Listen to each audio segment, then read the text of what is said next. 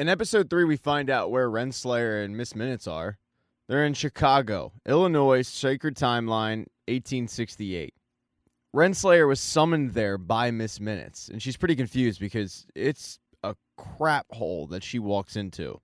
Doesn't really make sense. But Miss Minutes assures her this was He Who Remains' plan. This is exactly what he wanted.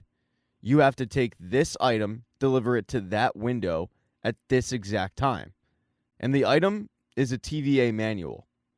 If Renslayer does this, when he returns back where he belongs, atop the TVA, she'll be right by his side. So she walks over to that window and drops the book off.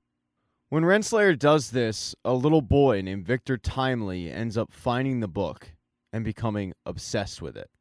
Fast forward to 1893, Victor Timely, thanks to that TVA manual, has become a very popular inventor.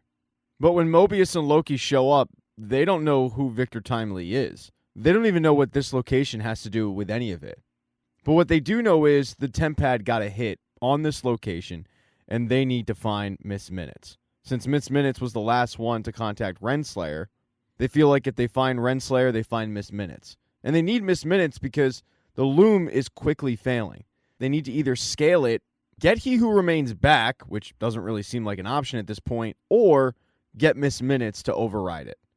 They feel like their best bet at this point is to get Miss Minutes. And shortly after arriving at Chicago in the World's Fair, they find out they are on the right track because the news isn't really about all the inventions and everything about the fair. It's about this ghost clock that's terrorizing those at the fair. Doesn't take a genius to figure out that the ghost clock is Miss Minutes. They walk around the fair just looking for clues, and they finally find one. It's a sign advertising Victor Timely's temporal marvels. When Loki sees it, he's convinced that if they go there, they'll find Renslayer. And they aren't wrong. Shortly after arriving, they do see Renslayer from afar, but they keep their distance. And Renslayer is with Miss Minutes. She's carrying Miss Minutes around in a bag. A few minutes later, the show starts with Victor Timely. And when he finally makes his debut, Loki turns to Mobius and says, it's him. It's He Who Remains. But Victor Timely is very, very different than He Who Remains. Let's just say the guy's public speaking skills aren't great. It takes him about 45 minutes to say happy birthday. But the Victor Timely show displays a very early version of the loom. Suddenly, they don't really care about getting Miss Minutes. They care about getting this guy. Because he's a variant of He Who Remains. If they get him back to the TVA, they can have his temporal aura. And then boom, all's fixed. But when the show wraps up, Victor Timely's a very, very popular guy. Everybody wants to get their hands on him because they want to buy his product. One particular guy comes up and wants to propose a partnership. But Victor just says, no, I don't do partners. He decides to just stand up and start a bidding war, and he sells the temporal loom for $1,000. Once he gets the money, he gets the hell out of there. Renslayer and also Mobius and Loki are chasing after him. Renslayer gets to him first, and she's pretty surprised when Loki and Mobius catch up.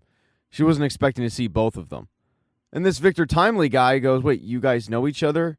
And they have to do the awkward, well, we used to work together. We're kind of an acquaintance. But both of them are trying to pull this guy in their direction. Renslayer wanting to talk about his, quote, future, while Mobius and Loki want to just save the future.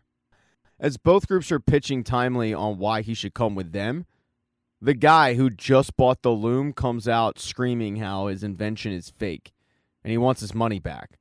Well, Victor Timely isn't about to just hand over $1,000 in the 1800s. He takes off running. Well, everybody chases after Victor Timely, and Timely is trying to evade the people who handed him money.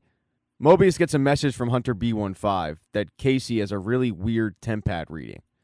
He doesn't know where it's from, and the Tempad reading is about 5 feet to the left.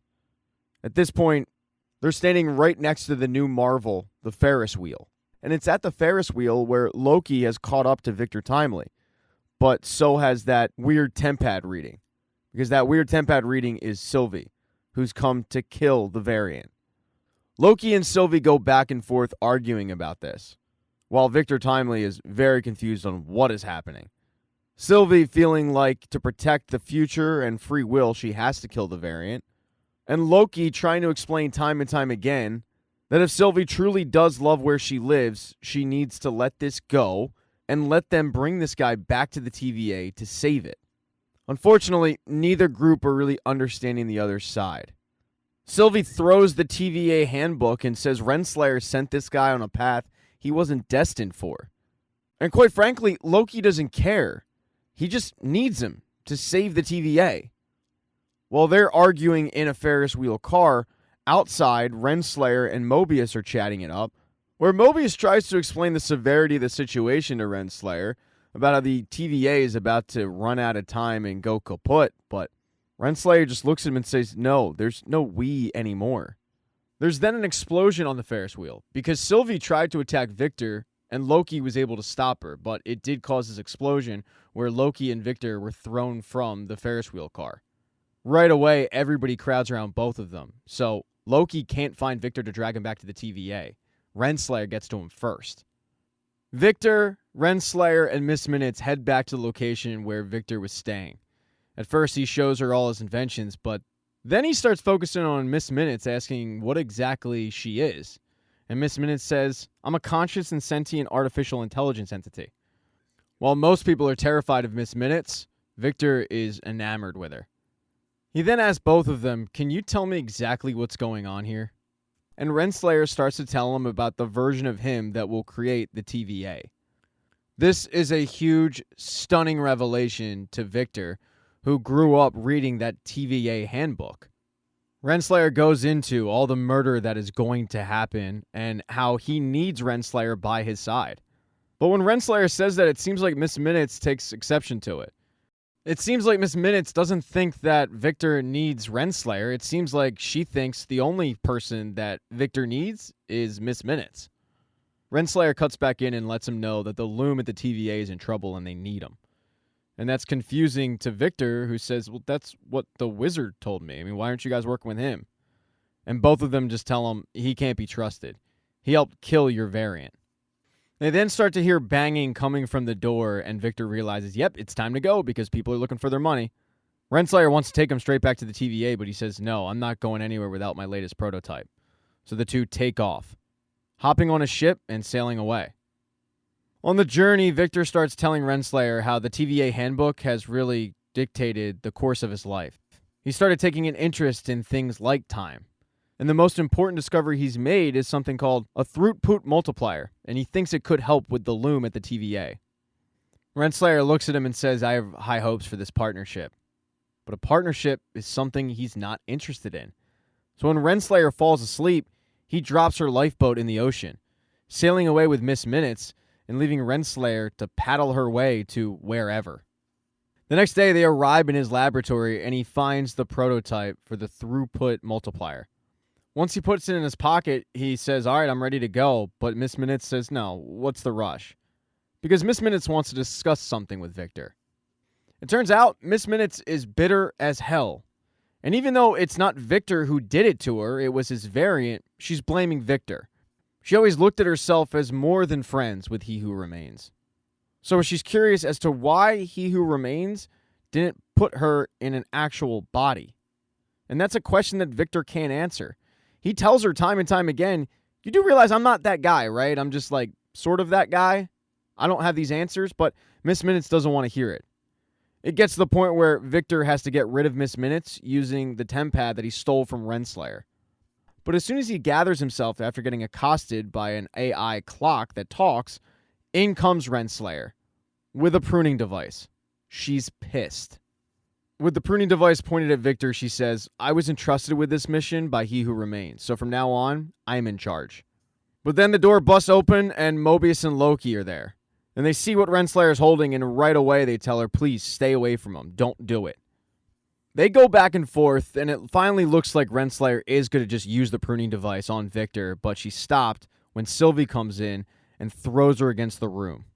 Sylvie's come looking to kill Victor, but with the blade pointed at him, he looks up at her and says, you don't know me. You're about to kill me, but it's based on somebody else, not me, Victor Timely. While Sylvie came to extract revenge, his little speech works. Sylvie, who's very conflicted, tells Loki and Mobius, get him out of here. And right away, they open up a door back to the TVA and send him through it. Mobius and Loki go to follow him, but right before they leave, Sylvie tells them, "Don't make me regret it." She then turns her attention to Renslayer. She could kill her, and she's thought about it plenty, but she doesn't. She decides to send Renslayer back to where she wanted to be, back to the end of time, in a room with just her, Miss Minutes, and the body of He Who Remains. It's the first time Renslayer is seeing what became of He Who Remains. His body just sitting there slumped over in the chair, dead. Renslayer tells Miss Minutes, "I had him under control until you sabotaged me and made fools of us." And Miss Minutes shoots back, "It was foolish of him to make an enemy out of somebody who knows all of his secrets. In fact, I know a secret about you. A big one. I can tell you, but it's going to make you really angry." Thank you so much for checking out this recap. Please consider subscribing to the channel and subscribing to my Patreon. Hit thumbs up if you liked it. Smash that thumbs down button if you thought it sucked. If you left a comment, I don't get back to you. I usually don't check the comments unless they're like a super comment. Also, if you don't see the next video up on the end screen, not to worry, it'll be up in a day or two.